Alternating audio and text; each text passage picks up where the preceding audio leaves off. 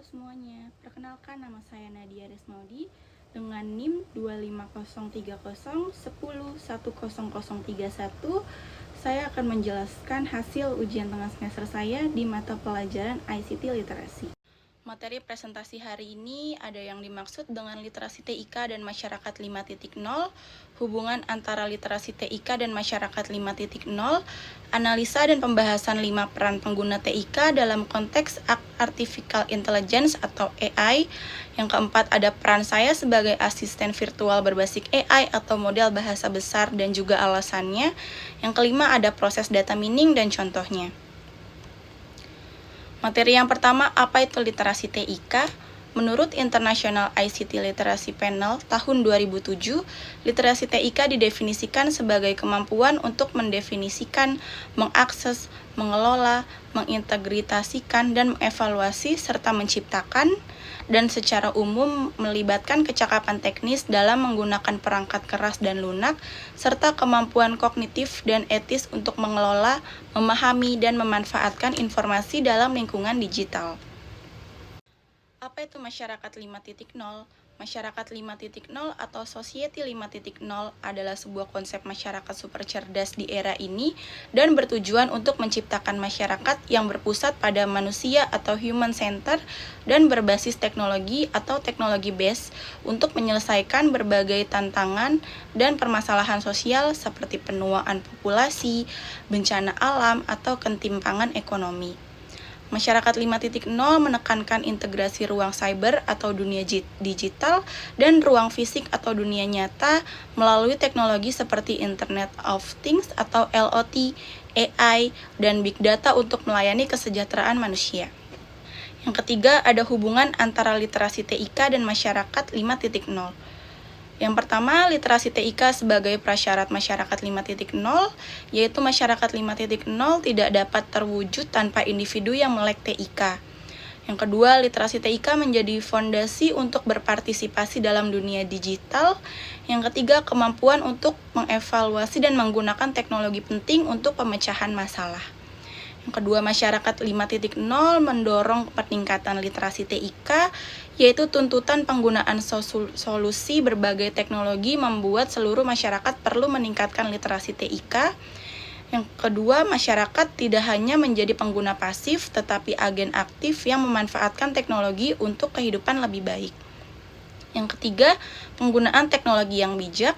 Literasi TIK membantu individu untuk menggunakan teknologi seperti AI atau LOT secara kritis dan etis, membantu menyaring informasi guna menghindari hoaks, menjaga keamanan dan privasi data di tengah perkembangan digital yang masif. Selanjutnya ada analisa dan pembahasan 5 peran pengguna TIK dalam konteks Artificial Intelligence atau AI. Yang pertama ada data distributor. Peran ini mampu melampaui penggunaan biasa. Pengguna terlibat dalam interaksi langsung yang membantu melatih mode AI yang sedang berjalan. Yang kedua ada adopter and end user. Meningkatnya kekhawatiran tentang bias AI, privacy data, dan potensi penyalahgunaan, pengguna TIK modern memainkan peran penting sebagai pengawas etika. Yang ketiga ada AI educator dan trainer. Peran ini melampaui penggunaan biasa. Pengguna terlibat dalam interaksi langsung yang membantu melatih model AI yang sedang berjalan. Yang keempat ada ethical dan privacy guardian. Dengan meningkatnya kekhawatiran tentang bias AI, privacy data, dan potensi penyalahgunaan, pengguna TIK modern memainkan peran penting dalam pengawas etika. Yang terakhir ada collaborators and innovator. Beberapa pengguna TIK beralih dari konsumen menjadi pencipta. Mereka menggunakan alat dan platform AI yang tersedia secara publik. Misalnya, API model berbahasa besar untuk menciptakan solusi aplikasi dan karya seni baru. Selanjutnya, ada peran saya sebagai asisten virtual berbasis AI atau model bahasa besar dan alasannya. Di sini peran saya sebagai asisten virtual berbasis AI atau LLM. Yang pertama memiliki sifat dasar, yaitu merupakan program komputer canggih berbasis large language model, dilatih menggunakan data teks dan kode dalam jumlah yang besar, mampu memahami pertanyaan dan menghasilkan jawaban yang koheren. Yang kedua, berinteraksi langsung, yang berfungsi berinteraksi langsung dengan pengguna, memberikan informasi, membantu tugas, dan mendukung kolaborasi. Yang ketiga, memanfaatkan peran dari pengguna lain, menggunakan data yang dihasilkan pengguna sebagai bahan pelatihan, menjadi alat bagi pengguna akhir dalam berbagai kebutuhan. Yang ketiga, interaksi dan umpan balik pengguna membantu meningkatkan kualitas respons. Jadi secara singkat, saya adalah manifestasi dari peran AI yang mengkatalisasi dan memfasilitasi kelima peran pengguna TIK yang telah dibahas di atas. Selanjutnya ada proses data mining dan juga contohnya. Dari data yang kita lihat dari gambar tersebut, metodologi CRISP-DM adalah kerangka kerja standar yang banyak digunakan untuk proyek analitik data dan data mining, yang terdiri dari 6 fase interaktif dan iteratif. Fokus utamanya adalah memastikan proyek terstruktur dengan baik dan menggunakan hasil yang bernilai bisnis. Proses data mining pada gambar tersebut adalah metodologi CRISP-DM yang terdiri dari 6 fase utama. Yang pertama ada business understanding, ada data understanding, data preparation, modeling, evaluation, dan deployment. Dari setiap kotak mewakili tahapan yang dijelaskan sebagai berikut dengan panah melingkar dan menunjukkan sifat proses yang berulang atau iteratif. Untuk analisis pola pembelian pelanggan untuk rekomendasi produk e-commerce, yang pertama ada business understanding atau pemahaman bisnis, fokusnya pada tujuan dan kegunaan bisnis, lalu mengubahnya menjadi masalah data mining. Contohnya, dengan tujuan bisnisnya meningkatkan penjualan lewat rekomendasi produk personal, dengan masalah data mining, menemukan pola pembelian untuk memprediksi produk yang mungkin dibeli pelanggan. Yang kedua, ada data understanding atau pemahaman data. Pengumpulan dan mengeksplorasi data untuk memahami struktur, isi, dan kualitas.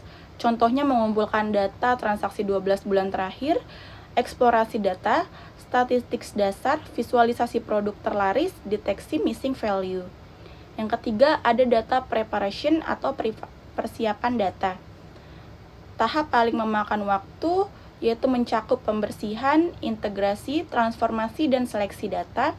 Contohnya cleaning, menghapus transaksi tidak valid, transformasi, join table, one hot encoding, dan seleksi, memilih kolom relevan untuk pemodelan. Yang keempat ada modeling atau pemodelan, yaitu memilih, melatih, dan menyetel model untuk menghasilkan performa terbaik. Contohnya teknik kolaboratif filtering atau auto encoder, yaitu melatih model dan pada data bersih, tuning parameter untuk akurasi optimal.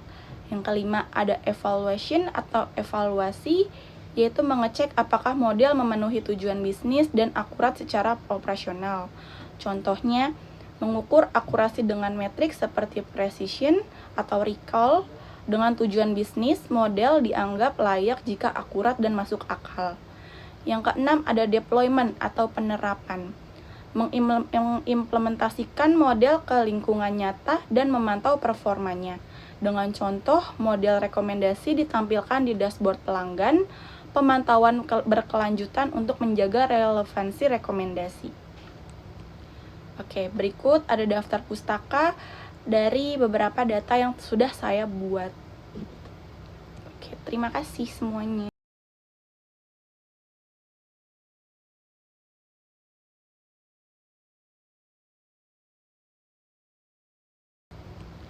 Oke, berikut ada daftar pustaka dari beberapa data yang sudah saya buat. Oke, terima kasih semuanya.